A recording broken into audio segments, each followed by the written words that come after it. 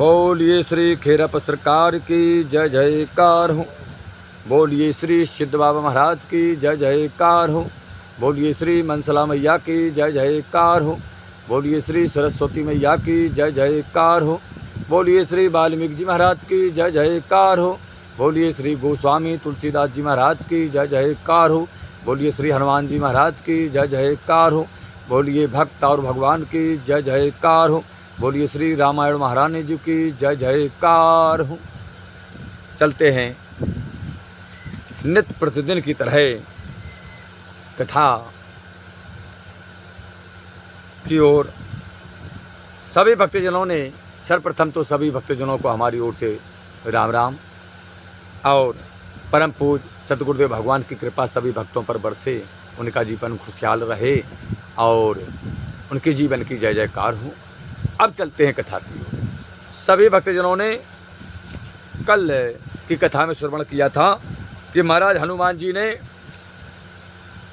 हर जगह ढूंढा लेकिन माता सीता कहीं नहीं मिली। कंचन नगरी के महाराज रावण के हर महल की एक एक अंगुली भी जगह नहीं रहने दी। महाराज हनुमान जी ने एक एक जगह छानी, कहीं नहीं माता सीता का पता चला। शोका कुल में छा गए महाराज हनुमान जी को, शोक ग्रसित हो गए, दुखी हुए कि अब करूं तो क्या करूं। प्रतिज्ञा की कि नहीं मैं ढूंढूंगा, निराश नहीं होऊंगा, मैं लंका में ढूंढूंगा। तो चलते हैं। आज पवन कुमार हनुमान विद्युत गति से अत्यंत वेग के साथ चलने लगे। कहाँ? माता सीता जी को ढूंढने के लिए।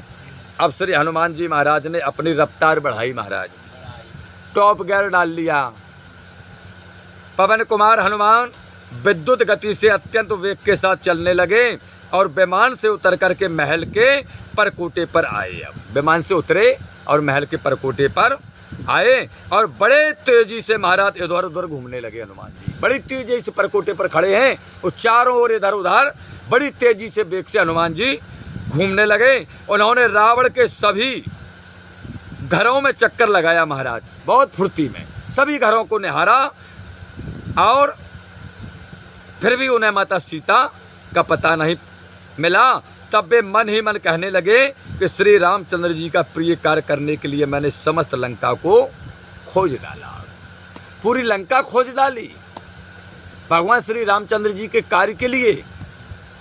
जिस कार्य के लिए मैं आया था लंका में, माता सीता जी का पता लगाने के लिए। बोले माता सीता तो कहीं मिली ही नहीं, दर्शन नहीं हुए हैं, पता भी नहीं पड़ रहा है अभी तो। खोज डाला लेकिन मैं सीता को कहीं नहीं पा सका। हनुमान जी मन में विचार करते हैं, तालाब, पोखरे, सरोवर, नदियां, आसपास के जंगल और दुर्गम पहाड़, इस प्रकार सारी लंका खोज डाली हनुमान जी महाराज ने। सारी नदियां लंका की, सारे जंगल, सारे पहाड़, दुर्गम रास्ते हनुमान जी ने महाराज सब छान लिए लेकिन माता सीता का कहीं पता नहीं। परम पूज्य वाल्मीकि जी महाराज कहते हैं किंतु हनुमान जी कहते हैं कि किंतु सीता मुझे कहीं भी नहीं मिली और गिरधराज संपाति ने तो उन्हें यहीं रावण के महल में ही बतलाया था। हनुमान जी कहते हैं कि गिरधराज संपाति ने हमें यहाँ महलों में बताया था कि सीता महलों में है और राक्षसियों के देख रेख में बैठी हैं, फिर भी ना जाने वे दिखाई क्यों नहीं देती। हनुमान जी कहते हैं फिर भी हमें जाने क्यों नहीं दिखाई देती हैं माता सीता। जिस सीता का हरण रावण ने बलपूर्वक किया था उसे क्या सीता कभी स्वीकार कर सकती हैं? ये मन में विचार कर रहे हनुमान कि जिस रावण ने माता सीता को अपने बलपूर्वक हरण किया है, क्या माता सीता उसे अपना सकती हैं, स्वीकार कर सकती हैं? रावण जिस समय श्री राम के भय से बलपूर्वक सीता को लेकर चला था, उसी समय सीता गिरकर मर गई होगी।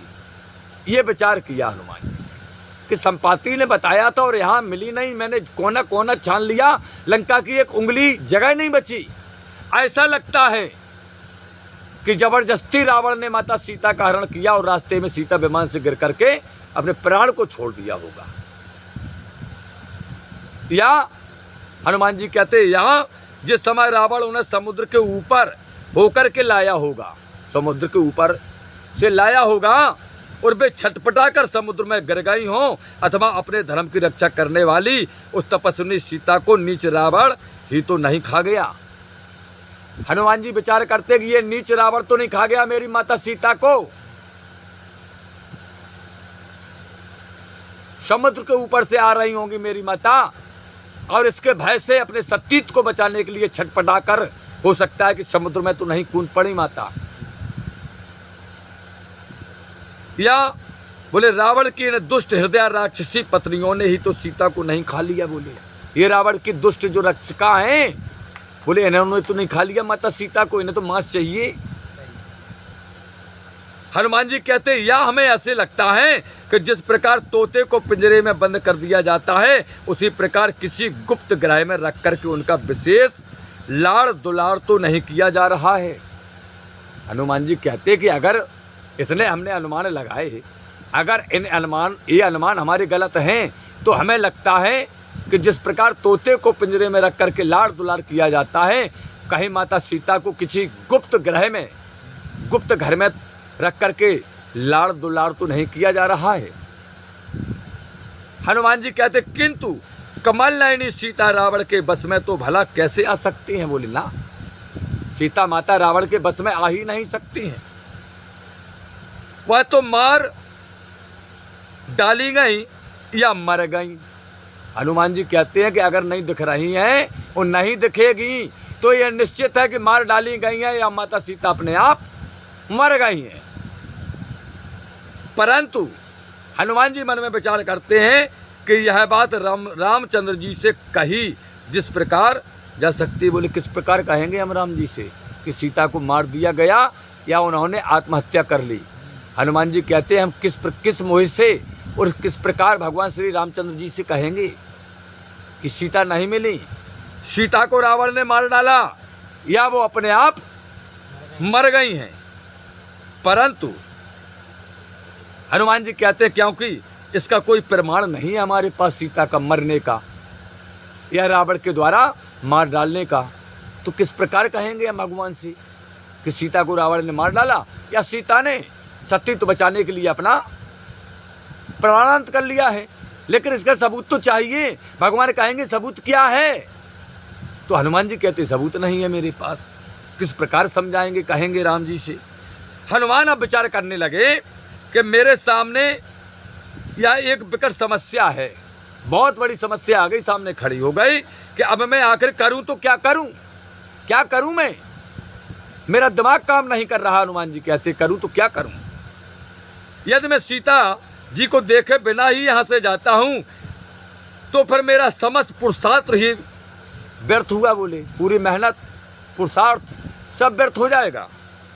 हनुमान जी मन में विचार करते हैं मैं किस मोह से किसकंदा जाऊं, किस मोह से किसकंदा जाऊं।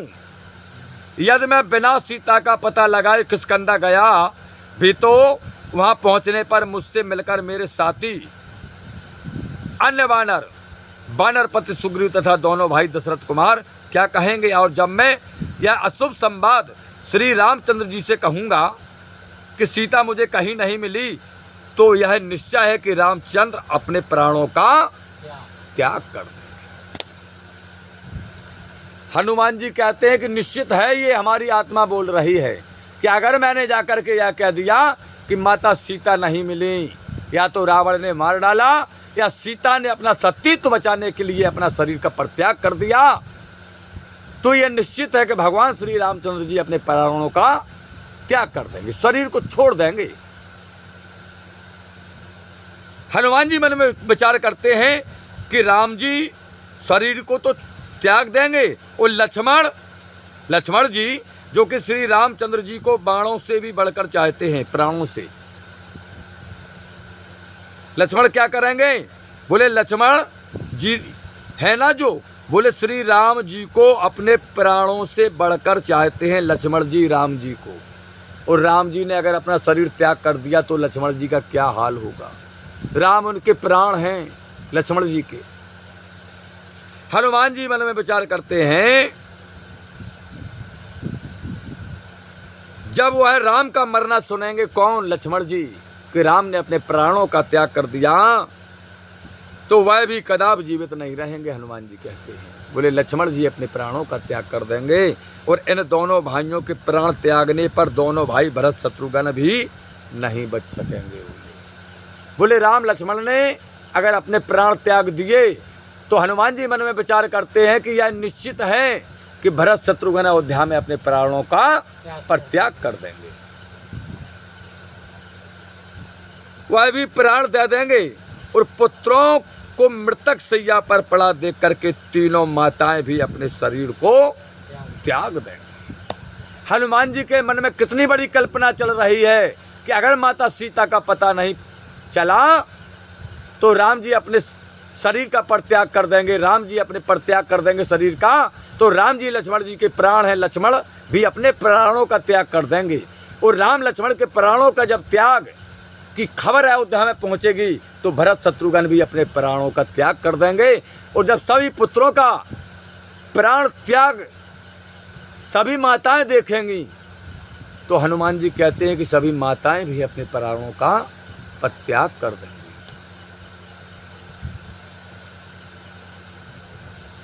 हनुमान जी मन में विचार करते हैं कि अपने हितैषी मित्रों का मरण सुनकर वानरपति सुग्रीव भी जीवित नहीं रह पाएंगे। बोले हमारे राजा जो सुग्रीव हैं, जब राम लक्ष्मण अपने प्राणों का त्याग कर देंगे तो बोले अपने मित्र के वियोग में महाराज सुग्रीव भी अपने प्राणों का परित्याग कर देंगे।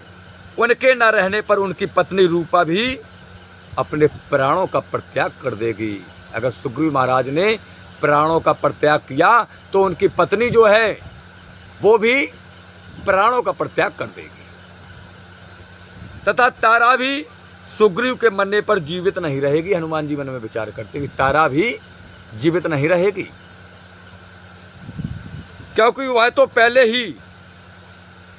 ही से तारा सो के था, क्योंकि उसके पति बाली का वध हो चुका है। उस सुग्रीव भी और रूपा भी अगर शरीर का परित्याग कर देंगे तो हनुमान जी कहते हैं तारा भी परित्याग कर देगी। युवराज अंगद भी यह भीषण कांड देख करके अपने प्राण त्याग देंगे। हनुमान जी कहते हैं ये भीषण कांड हो जाएगा। राम जी जाएंगे, लक्ष्मण जी जाएंगे, भरत शत्रुघ्न प्राण त्यागेंगे, तीनों माता प्राण त्यागेंगी, सुग्रीव महाराज प्राण त्यागेंगे, रूपा, तारा, इतना बड़ा कांड हो जाएगा। तो महाराज युवराज अंगद इतने बड़े कांड को देख करके अपने प्राण भी त्याग देंगे। युवराज अंगद भी अपने प्राणों का त्याग कर देंगे। हनुमान जी के मन में एक कितनी सी बड़ी कितनी कल्पना चल रही है।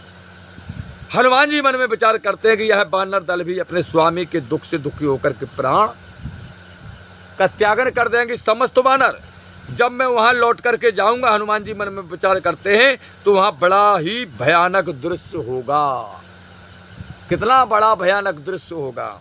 इक्ष्वाकु वंश और समस्त वानरों का नाश हो जाएगा। बोले इक्ष्वाकु वंश का नाश हो जाएगा अयोध्या में और समस्त वानरों का नाश हो जाएगा। अगर सीता नहीं मिली तो जाना तो पड़ेगा, और जाना पड़ेगा तो कहना पड़ेगा। हनुमान जी मन में विचार करते हैं कि सीता को या तो रावण ने मार डाला या स्वयं अपना सतीत्व बचाने के लिए सीता ने प्राण का परित्याग कर दिया। तो हनुमान जी कहते हैं तो इतना बड़ा कांड हो जाएगा, क्या करूं। इक्ष्वाकु वंश का नाश हो जाएगा, समस्त वानर दल का नाश हो जाएगा, इसलिए मैं सीता का पता लगाए बिना यहाँ से कदापि नहीं जाऊंगा। हनुमान जी बोले जब तक पता बिल्कुल नहीं पड़ जाए और प्रमाण हाथ में नहीं आ जाए, जिंदा का या मृत्यु। जिंदा है बोले तो मिल है, और मर गई तो बोले मृत्यु प्रमाण पत्र लेकर के जाऊंगा, ऐसे नहीं जाऊंगा। हनुमान जी कहते जब तक मैं नहीं जाऊंगा यहीं रह जाऊंगा लंका में, बोले यहीं पर रह जाऊंगा, लेकिन वहां नहीं जाऊंगा। और हनुमान जी मन में विचार करते हैं क्योंकि श्री रामचंद्र जी आदि सभी लोग आशा के कारण बोले जीवित रहे होंगे, जीवित रह रहे होंगे। अभी आशा है कि हनुमान जी आएगा, इसलिए बोले जीवित हैं सर। जानकी जी के ना मिलने पर मैं वानप्रस्थ हो जाऊंगा, बोले वनवासी हो जाऊंगा। अगर जानकी माँ ना मिली तो बोले लंका में ही रह जाऊंगा, और लंका में ही बोले लंका के किसी जंगल में बाबा बन जाऊंगा, लेकिन वहाँ नहीं जाऊंगा, अपना मुख नहीं दिखाऊंगा। अगर मैं गया तो बोले इक्ष्वाकु वंश समस्त वानर दल और महाराज सुग्रीव का पूरा परिवार अपने प्राणों का परित्याग कर देगा। बोले इसलिए मैं लंका में ही रहूँगा, और लंका के किसी जंगल में वानप्रस्थ हो जाऊंगा, बोले साधु बन जाऊंगा।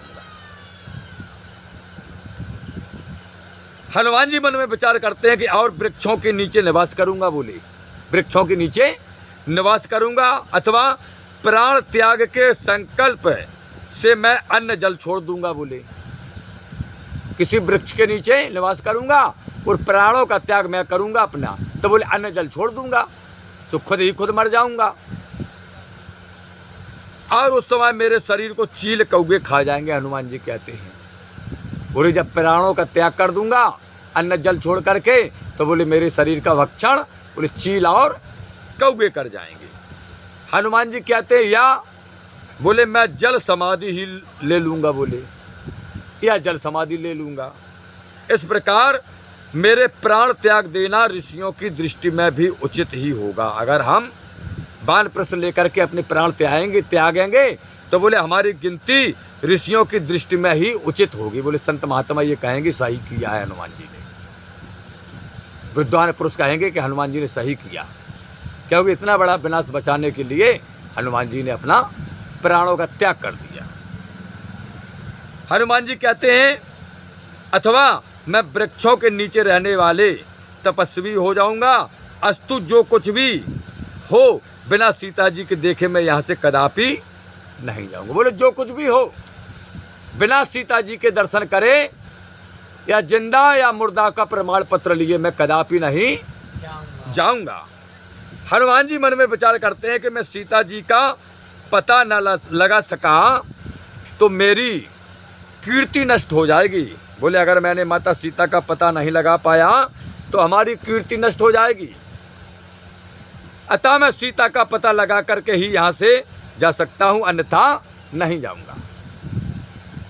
हनुमान जी कहते हैं क्योंकि मैं बिना पता लगाए ही यहाँ से लौट गया तो बानरों सहित युवराज अंगद का नाश अवश्य हो जाएगा, और यदि निराशा के कारण मैं अपना शरीर त्यागता हूँ तो अनेकों दोष हैं। फिर बोले अगर निराशा के कारण हम अपने शरीर का परित्यागन करेंगे तो बोले अनेकों दोष लग जाएंगे हमें।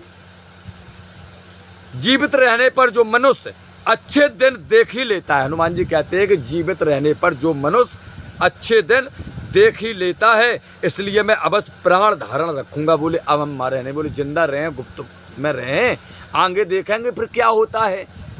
अच्छे दिन तो एक दिन आएंगे ही, घबराने से क्या होता है, निराश होने से क्या होता है। हनुमान जी कहते हैं बोले मैं जीवित रहूंगा, प्राणों का परित्याग नहीं करूंगा और अच्छे दिन की आशा करूंगा।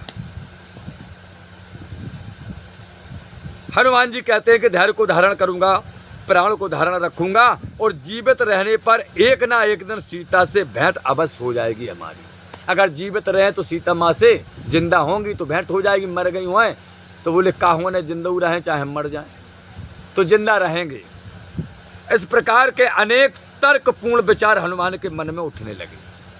इस प्रकार के तर्कपूर्ण विचार हनुमान जी के मन में उठने लगे, किंतु वह किसी भी अंतिम निर्णय पर ना पहुंच सके। हनुमान जी इतने विचार उठ गए मन में, लेकिन निर्णय अभी अंतिम कुछ नहीं लिया हनुमान जी ने, किंतु वह किसी भी अंतिम निर्णय पर ना पहुंच सके। हनुमान अंत में उत्साह का उदय हुआ, अब एकदम उत्साह का उदय हुआ और वे सोचने लगे कि इस महाबली रावण को मैं ही अकेले मार डालूंगा। बोले हाँ, अब उत्साह हुआ, कह रहे मरने से क्या होता है, बोले मरते हैं कायर,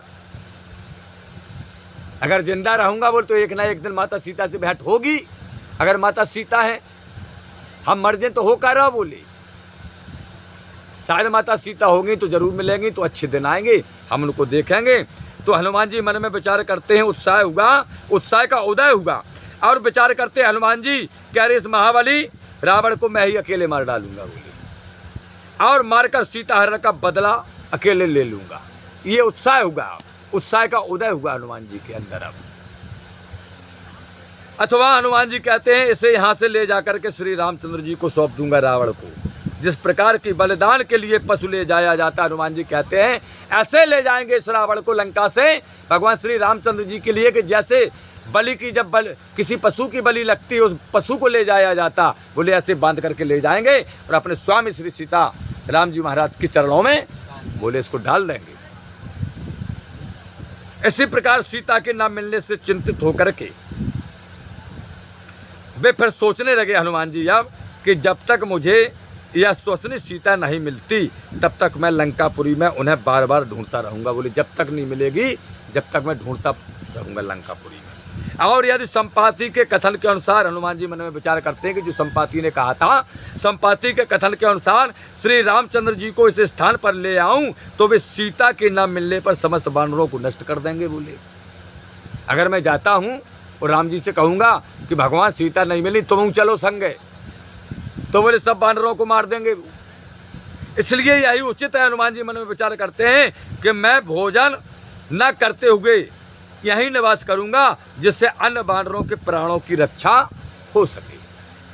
हनुमान जी मन में विचार करते हैं कि यह इधर यह बड़ी अशोक वाटिका है। बोले हनुमान जी की निगाह पड़ी, बोले यार ये क्या है? अरे बोले ये ऐसे लग रही जैसे अशोक वाटिका हो, अशोकों के वृक्ष हैं। बोले बहुत बड़ा वन लग रहा है। हनुमान जी की निगाह दृष्टि कहाँ गई? अशोक वाटिका की ओर।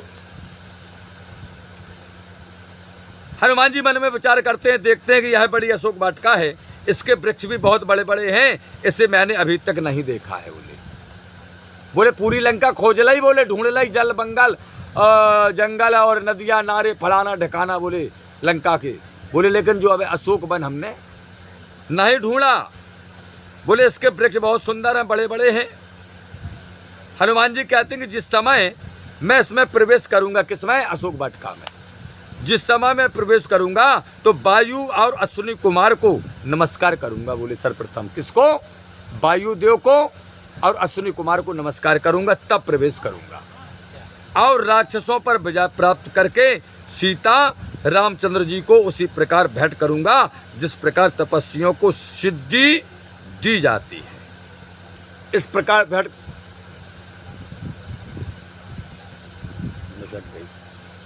इस प्रकार भेंट करूंगा मैं माता सीता को कि जिस प्रकार तपस्वियों को सिद्धि दी जाती है। अब हनुमान जी इसके उपरांत हनुमान रामचंद्र जी को लक्ष्मण सहित प्रणाम करके उठे। राम और लक्ष्मण को वहीं पर प्रणाम किया हनुमान जी ने और उठे। जनक नंदिनी सीता को भी प्रणाम किया हनुमान जी ने। और रुद्र इंद्र यम वायु चंद्रमा अग्नि और मरुदगण को नमस्कार किया। सबको नमस्कार किया। रुद्र को किया, इंद्र को किया, यम को किया, वायु को किया, चंद्रमा को किया, अग्नि और मरुदगण को नमस्कार कर तथा इन सब पूजनीयों को प्रणाम करने के बाद अब वानरराज सुग्रीव को प्रणाम करके तथा सब ओर दृष्टि डाल करके या मन ही मन अशोक वाटिका में गए। अब जी मन ही मन अशोक वाटिका में गए अभी और आगामी कार्य के विषय में विचार करने लगे कि अशोक वाटिका में जाकर के अगला काम हमारा क्या है, उस पर विचार करते हैं। और कहने लगे कि इस अशोक वाटिका में अवश्य बहुत राक्षस होंगे। श्री राम के प्रिय के लिए मैंने अपना शरीर इसमें डाला। हनुमान जी विचार करते हैं कि भगवान श्री राम की प्रिया सीता के लिए मैंने अपना शरीर इस अशोक वन में डाला है, इसमें बहुत बड़े बड़े राक्षस होंगे। बोले रखवारी में, इसलिए समस्त देवगण ऋषियों सहित मेरी रक्षा करें। हाथ जोड़ करके हनुमान जी कह रहे हैं कि हे समस्त देवता, समस्त महात्मा ऋषियों हमारी रक्षा करो।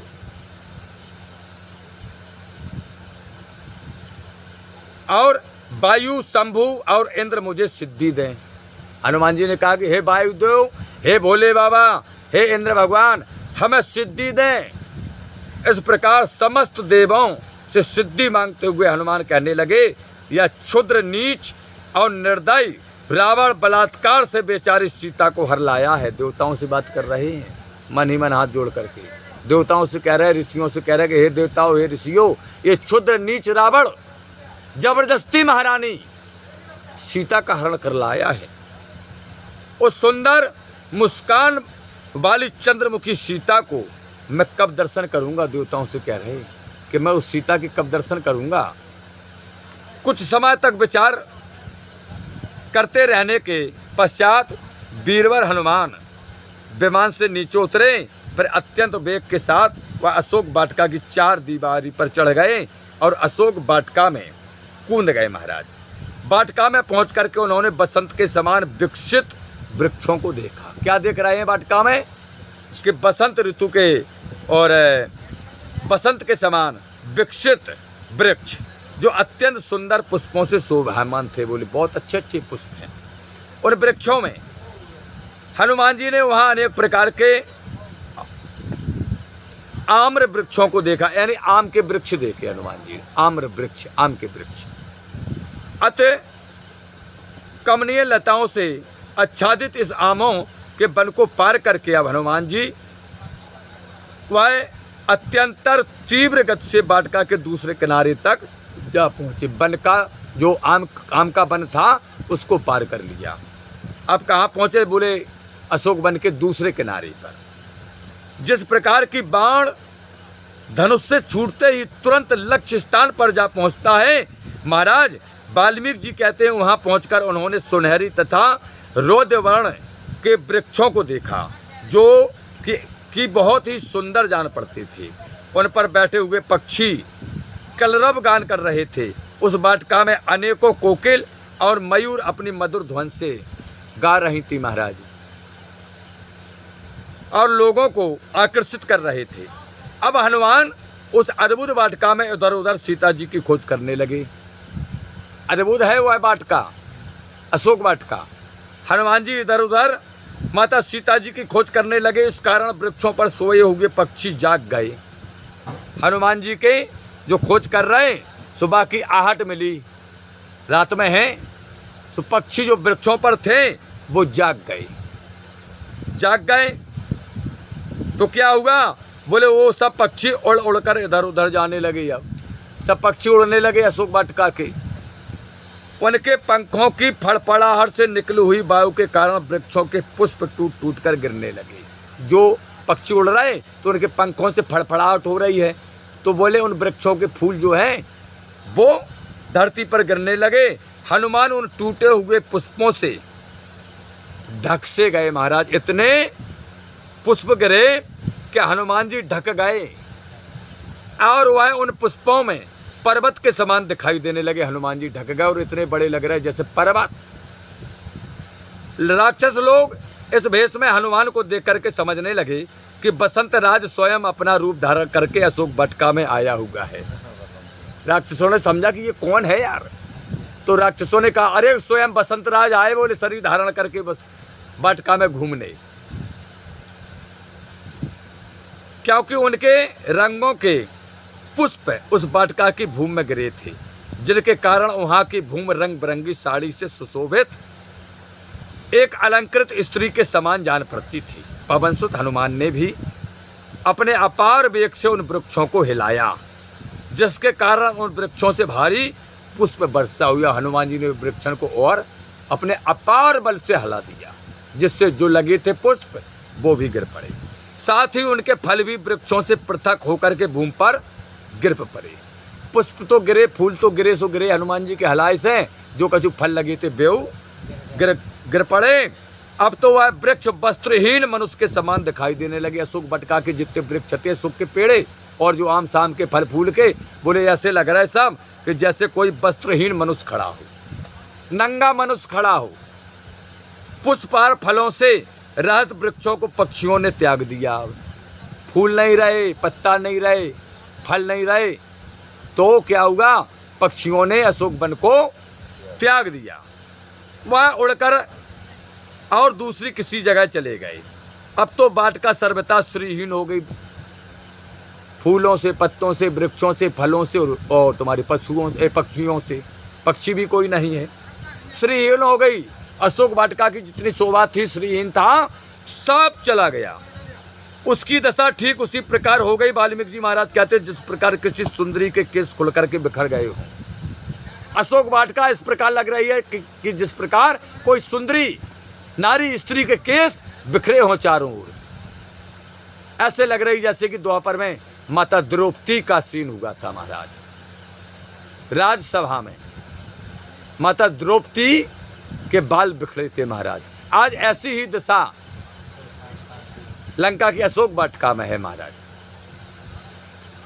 तथा उसके अंग राग भी शरीर को छोड़ गए हों, तथा जिसके सुंदर दसनावली से युक्त बिंबा फल समान सरस ओंठों के किसी ने पान कर लिया हो। वाल्मीकि जी महाराज कहते हैं, तथा जिसको नखों और दांतों से खसोट कर छत वृक्ष कर दिया हो, हनुमान ने उन वृक्षों से लिपटी हुई बेलों को भी तोड़ डाला। जो बेलें चढ़ी थी उनको भी तोड़ डाला हनुमान जी ने। हाँ, तदुपरांत बीरबल हनुमान ने उस वाटिका में सोने चांदी से युक्त उसकी भूमि को देखा। बोले क्या देखा? बोले वहाँ की भूमि सोने चांदी की है, अशोक वन। वन जिसे बोलते हैं, वन तो वन होता है, तो वन की भूमि सोने की है। उन्होंने वहाँ अनेक स्वच्छ जल से युक्त तालाबों को देखा। अशोक वन में अनेक तालाब हैं, स्वच्छ जल से भरे हैं, लेकिन सोने के बने हैं। सोने के तालाब बने हैं महाराज। उन्होंने वहाँ अनेक तालाबों को देखा जिनकी सीढ़ियाँ मणियों द्वारा बनी हुई थी। तरी में सोना बिछा, सीढ़ियाँ मणियों से बनी हैं महाराज। कंचन नगरी के जलवा हैं, कंचन नगरी के जलवा हैं। सुनहरी वृक्ष उन तालाबों की शोभा बढ़ा रहे थे महाराज। उन तालाबों में कमल खिल रहे थे तथा उनमें सुंदर हंस और चक्रवाक जल क्रीड़ा करते हुए भ्रमण कर रहे थे महाराज। तालाबों में बदक घूमा कर रहे थे तालाबों में। पास ही हनुमान जी ने एक अति रमणीय पर्वत भी देखा। क्या देखा? एक बहुत ये सुंदर पर्वत है। उस पर्वत से एक नदी निकल करके बह रही थी। इस जल प्रवाह के कारण लताएं भूमि पर सो गई थी महाराज। एक नदी बह रही थी तो जो जल की लताएं थी वो सो गई थी प्रवाह से। उस पर्वत के निकट ही कई सरोवर थे, कई सरोवर जिनके तटों पर भांति भांति के विचित्र पक्षी रहते थे। वाल्मीकि जी महाराज कहते हैं, इन सरोवरों के अतिरिक्त एक कृत्रिम तालाब भी था। कौन? कृत्रिम तालाब भी था, जो कि स्वच्छ शीतल जल से भरा था। उसमें मणियों की सीढ़ियाँ बनी थी महाराज। उस कृत्रिम तालाब में किसकी? मणियों की सीढ़ियाँ। किनारे पर मोतियों की रेत थी महाराज। क्या थी? किनारे पर मोतियों की रेत। इस वाटिका में विश्वकर्मा द्वारा निर्मित बहुत से सुंदर सुंदर भवन थे महाराज। भगवान विश्वकर्मा ने अशोक वाटिका में सुंदर सुंदर भवनों का निर्माण किया था, जो कि अनेकों कृत्रिम वाटिकाओं से सब ओर से सुशोभित थी। वहाँ के सभी वृक्ष पुष्पों और फलों से शोभामान थे महाराज। उनके नीचे सोने की वेदियाँ बनी थी। और इसके सिवा उन्होंने और भी अनेक खुले मैदान देखे हनुमान जी ने। वहाँ पर अनेक खुले मैदान। फिर उन्होंने एक सुनहरा अशोक वृक्ष देखा। अब क्या देखा? कि एक वृक्ष है और बहुत सुनहरा है, जो अनेकों लताओं से घिरा था। वह अशोक का वृक्ष सुनहरा। इस अशोक वृक्ष के चारों ओर भी सोने की वेदियां बनी थी, उसके भी चारों ओर। हनुमान ने उस वाटिका में अनेकों झरने तथा अग्नि के समान देदीप्यमान सुनहरे वृक्ष देखे, जिनके प्रकाश से स्वयं हनुमान जी ने अपने को भी सब ओर से सोने का ही समझा। इतना प्रकाश था कि हनुमान जी ने अपना शरीर देखा तो बोले हम भी सोने के हैं। इतनी चमक थी। उन अलौकिक वृक्षों को देखकर हनुमान चकित रह गए महाराज। सुंसपा नामक वृक्ष, सुंसपा किसे बोलते हैं? शीशम को। सुंसपा नामक वृक्ष पर चढ़ करके विचार करने लगे हनुमान जी। शीशम के वृक्ष पर चढ़ गए अब और विचार करने लगे कि दुरात्मा रावण की यह वाटिका बड़ी ही मनोहर है। यहाँ चंपा, चंदन और मौलश्री के सुंदर वृक्ष शोभामान थे। किसके? बोले चंपा के, चंदन, मौलश्री के सुंदर वृक्ष हैं। पक्षियों से सुशोभित यह सरोवर भी बड़ा ही चित्ताकर्षक है। बोले चित्त को आकर्षित करने वाला है। बोले यहाँ का यह सरोवर। महात्मा रामचंद्र जी के वियोग से पीड़ित सीता यहाँ शांति प्राप्त करने अवश्य आती होंगी। हनुमान जी मन में विचार करते हैं कि बोले माता सीता अगर लंका में जिंदा हैं तो बोले भगवान श्री राम के वियोग की जो चिंता है उन्हें, बोले इस जगह पर जरूर आती होंगी सुख प्राप्त करने के लिए। यहाँ सुख की प्राप्त होती क्योंकि अशोक का वृक्ष है। वनवास से भी उन्हें स्वाभाविक रुचि है ही। हनुमान जी कहते हैं कि माता सीता को वनवास से स्वाभाविक रुचि है ही, अतः संतृप्त सीता यहाँ प्रतिदिन अवश्य ही आती होंगी अशोक वाटिका में। प्रतिदिन जनक कुमारी सीता की वनवास के कारण वनचारी पक्षियों में पहले से ही प्रीत होगी। हनुमान जी कहते वनवासिनी थी तो वन के जो पशु पक्षी हैं तो बोले इनसे दोस्ती होगी, प्रीति होगी, प्रेम करती होंगी। इस कारण उनमें मन बहलाने के लिए हनुमान जी महाराज कहते हैं कि माता सीता यहाँ जरूर अशोक वाटिका में आती होंगी।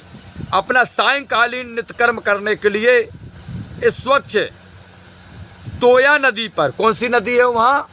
अशोक वन में तोया नदी पर वह अवश्य आएंगी। यदि हनुमान जी कहते हैं यदि जनक तनया, जनक कुमारी सीता जीवित हैं तो प्रत्येक दशा में उनको यहाँ आना अनिवार्य है। बोले जीवित हैं तो बोले जरूर यहाँ आती होंगी।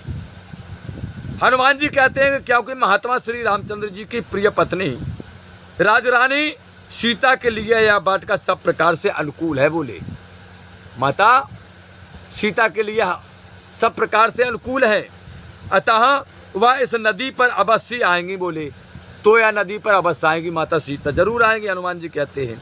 इस प्रकार हनुमान सीता के आने का अनुमान लगाने लगे और उस समस्त वन में सीता को खोजने लगे। अनुमान लगा रहे और पूरे अशोक वन में जगह जगह जाकर के हनुमान जी माता सीता को खोजते हैं। वह अशोक के सघन पत्तों में छिपकर बैठ गए। अब कहाँ बैठ गए?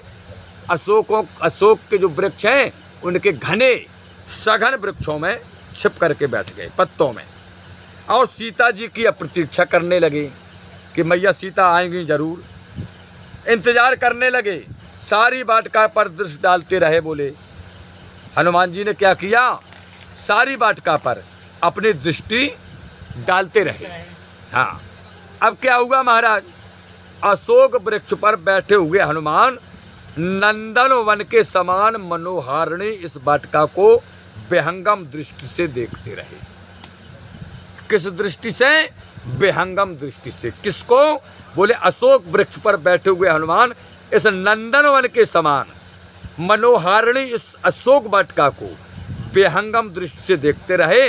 अकस्मात उनकी दृष्टि एक महल पर पड़ी है। हनुमान जी की कहाँ पड़ी दृष्टि? अचानक एक महल पर, जो कि गोलाकार और बहुत ऊंचा था। गोलाकार है और बहुत ऊंचा है, कैलाश के समान श्वेत वर्ण का था, सफेद रंग था जैसे कैलाश का था, जो कि हजारों खंभों पर टिका हुआ था। वह भवन, उस भवन में हजारों खंभे हैं, उस पर टिका है। इसकी सीढ़ियाँ मूंगों की बनी हुई थी। हनुमान जी ने अपने दृष्टियों से देखा। बोले उस भवन की जो सीढ़ियाँ हैं बोले मूंगों से बनी हैं और कुंदन की वेदियाँ बनी हुई थी। कुंदन की महाराज वेदियाँ। वह स्वच्छ प्रासाद अपनी अपूर्व आवाज़ से देदीप्यमान हो रहा था। वह महल बहुत सुंदर, वह अपनी ऊंचाई से मानो आकाश को छूना चाहता था। महल इतना ऊंचा था, ऐसा लगता था हनुमान जी को कि जैसे आकाश को छू रहा हो। उसके उपरांत हनुमान जी की दृष्टि राक्षसियों से घिरी हुई मलिन बसना एक सुंदरी पर पड़ी है। महल के बाद अब हनुमान जी की दूसरी दृष्टि कहाँ पड़ी? बोले एक मैले कुचेले कपड़ों में एक सुंदरी राक्षसियों से घिरी हुई बैठी है। बोले मैले कुचीले कपड़े पहने, बाल बिखले हैं, जटाएं बन गई हैं बाल की, और बोले चारों तरफ से राक्षसियां घेरी हैं। हनुमान जी ने उस सुंदरी को देखा, जो कि उपवासों के कारण बहुत दुर्बल और दीन हो रही थी। माता सीता जी ने उपवास रखे तो शरीर जर्जर हो गया, कमज़ोर हो गया, दुर्बल हो गया व्रत के कारण, और दीन भी हो रही थी। वह बार बार ठंडी सांसें लेती थी। माता जानकी बार बार ठंडी सांसें भरती थी और एक अशोक वृक्ष के नीचे बैठी हुई थी। कहाँ बैठी? एक अशोक वृक्ष के नीचे बैठी। माता सीता के शरीर पर एक पीला वस्त्र ही था, केवल एक पीला वस्त्र। हनुमान जी ने अपने आंखों से देखा कि माता सीता के शरीर पर एक पीला वस्त्र ही था। समस्त शरीर अलंकार विहीन होने पर भी धुआं द्वारा ढकी ज्वाला के समान प्रतीत होता था। वह दुखों से कातर हुई, अत्यंत दुर्बल हो गई थी। बोले दुखों से बहुत कमज़ोर हो गई माता सीता।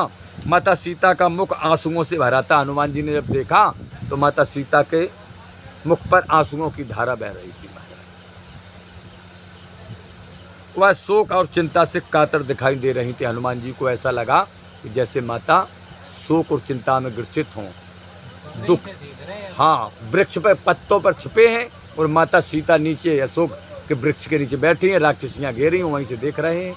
तो हनुमान जी कहते हैं कि माता सीता का चेहरा ऐसा लगता है मलिन, जैसे दुखों का पहाड़ टूटा। और सत्य है, हनुमान जी कहते हैं कि सत्य है, दुखों का पहाड़ तो टूटा ही है माता सीता के ऊपर। माता सीता के सिर पर काले नाग के समान एक ही बेड़ी थी। जितने भी बाल थे माता सीता के, एक बेड़ी बन गई थी, एक जटा। जैसी ये जटा है ऐसी एक बेड़ी बन गई थी माता सीता की। ऊपर से चली थी दो जटाएं, दो चुटियां होती हैं माताओं बहनों की, लेकिन नीचे आकर के वो एक जटा बन गई, क्योंकि दुखी बैठी है, उन्हें अपने श्रृंगार का कोई सुध बुध नहीं है। तो ऐसी जटा बन गई महाराज माता सीता की, जो कमर के नीचे तक लटकती हुई थी। महाराज वह जटा माता सीता के कमर के नीचे तक लटकती थी, माता की वह बैणी। उसकी दशा, माता सीता की दशा कुत्तों से घिरी हुई असहाहा मृगी जैसी हो रही थी। जैसी कोई मृग या मृगी को कुत्ते घेर लेते हैं, बोले ऐसी दशा माता सीता की हो रही थी। हनुमान जी देख रहे हैं उस अत्यंत मलिन, दुर्बल एवं बड़े बड़े नेत्रों वाली सुंदरी को देख करके निश्चय किया हनुमान जी ने कि हमारी माता सीता यही है।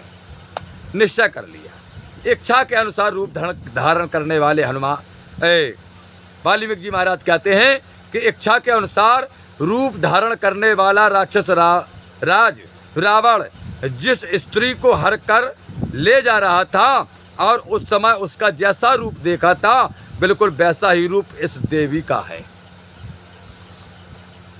उसका चंद्र समान सुंदर मुख था।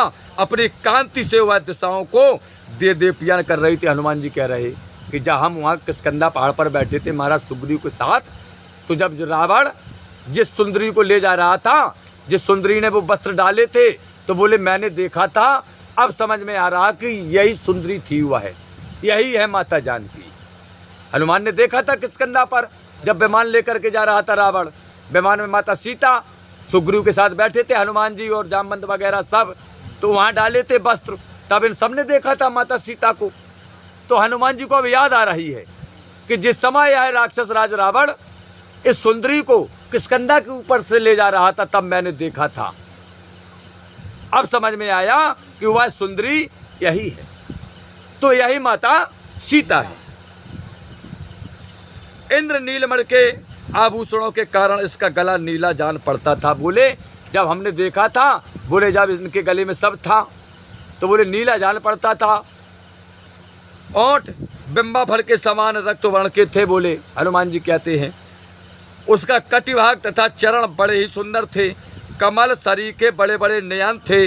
किसके? जिस सुंदरी को रावण हरण करके ले जा रहा था, उसका आकलन कर रहे हैं हनुमान जी मन ही मन, क्योंकि उन्होंने देखा था कि उस स्त्री के जो नयन थे बोले बड़े कमल के शरीर के थे, और बोले जो विमान में सुंदरी जा रही थी वह पूर्ण चंद्र के समान सब संसार को प्रिय थी। वही संयमशीला तपस्विनी के समान पृथ्वी पर बैठी है। बोले यह है जैसी वो देखी थी, बोले उसी सुंदरी की तरह ये बैठी है अशुभ वृक्ष के नीचे।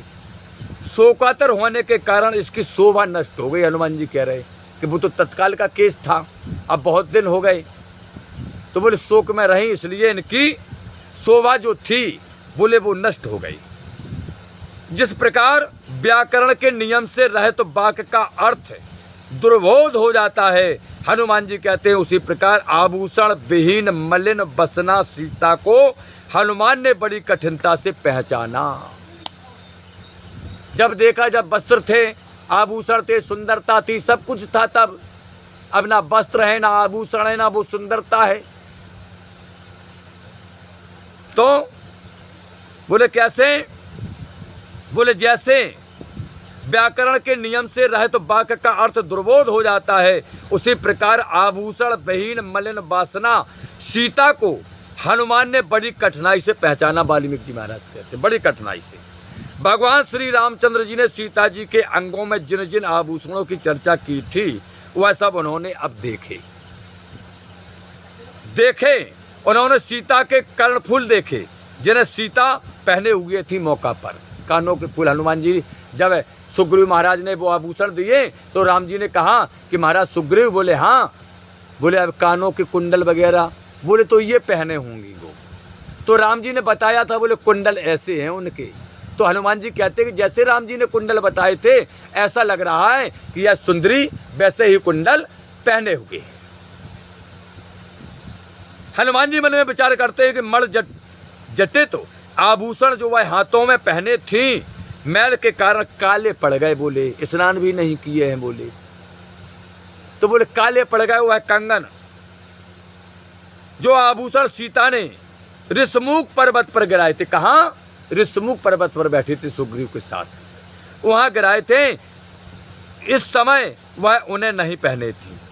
जो आभूषण उन्होंने नहीं गिराए थे वह सब वे ज्यों के त्यों पहने हुई थी।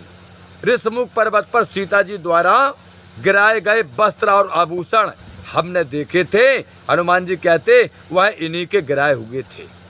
बहुत दिन से लगातार पहनने से हनुमान जी मन में विचार करते हैं कि इनके यह वस्त्र मैले अवश्य हो गए। बोले इनके जो वस्त्र हैं बोले मैले हो गए माता सीता के, परंतु इसका रंग वैसा ही है। बोले जैसा हमने देखा था विमान से जा रही थी, रंग वैसा ही है।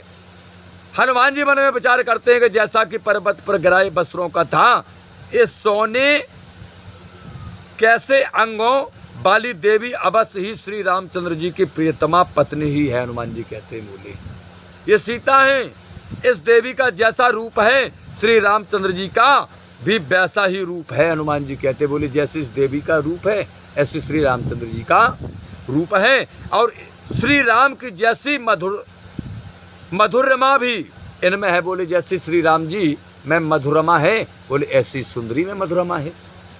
हनुमान जी कहते कि अतः ये अवश्य उनकी किनकी भगवान श्री राम की अर्धांगिनी है। हनुमान जी कहते अवश्य निश्चित और कोई नहीं। हनुमान जी कहते हैं इनका मन श्री राम में लगा है। बोली हनुमान जी देख रहे छुप के और वे नीचे निगाह डालें बैठी हैं, तो हनुमान जी कह रहे कि सुंदरी का मन श्री राम में लगा है और उनका इनमें लगा रहता है। बोले राम का इनमें लगा रहता है, इनका राम में लगा है। हनुमान जी कहते हैं तथा इसी कारण शोक में भी ये दोनों शरीर धारण किए हुए हैं। बोले दोनों सीता और राम शोक में हैं लेकिन शरीर को धारण किए हैं। वाल्मीकि जी महाराज कहते हैं कि हनुमान जी ने विचार किया कि इस प्रकार सीता को वाल्मीकि जी कहते हैं कि इस प्रकार अब सीता को पहचान कर हनुमान जी बड़े प्रसन्न हुए। कथा का समापन यहीं पर। आगे की कथा प्रतिदिन की तरह सभी भक्तजन सुनेंगे। कल की कथा में सुनेंगे कब श्रेष्ठ हनुमान मन में सकल गुण निधान श्री रामचंद्र जी तथा यह सौसनी सीता की प्रशंसा करके फिर बड़े प्रसन्न हुए। कल ये सुनेंगे। हे प्रभु आनंद दाता ज्ञान हमको दीजिए, सिर गुसारे दुर्गुणों से दूर हमको कीजिए, लीजिए हमको शरण में हम सदाचारी बने, ब्रह्मचारी धर्म रक्षक वीरो वृतोधारी बने। यह कार्य जो मैंने उठाया आप ही की आसु से, ऐसे कृपा हो नाथ की जो पूर्ण हो दासु की। दीनानाथ अनाथ का भला मिला संयोग, यदि आप तारू नहीं तो हंसी करेंगे लोग। लखन सिया रामचंद्र शंकर हरिओ, जय जय सिया राम जय जय हनुमान हरि की जय जयकार हो। बोलिए श्री सिद्ध बाबा महाराज की जय जयकार हो। बोलिए श्री मनसला मैया की जय जयकार हो। बोलिए श्री यमुना मैया की जय जयकार हो। बोलिए खेरप सरकार की जय जयकार हो। बोलिए श्री सतगुरुदेव भगवान की जय जयकार हो। बोलिए श्री काका गुरु महाराज की जय जयकार हो। श्री वाल्मीकि जी महाराज की जय जयकार हो। गोस्वामी तुलसीदास जी महाराज की जय जयकार हो। श्री रामायण महारानी जी की जय जयकार हो। श्री भक्तार भगवान की जय जयकार हो। सभी श्रोता जनों के जीवन की जय जयकार हो। हरि ओम शरणं गच्छामि, हरि ओम शरणं गच्छामि, हरि ओम शांति शांति शांति, हरि ओम शांति शांति शांति।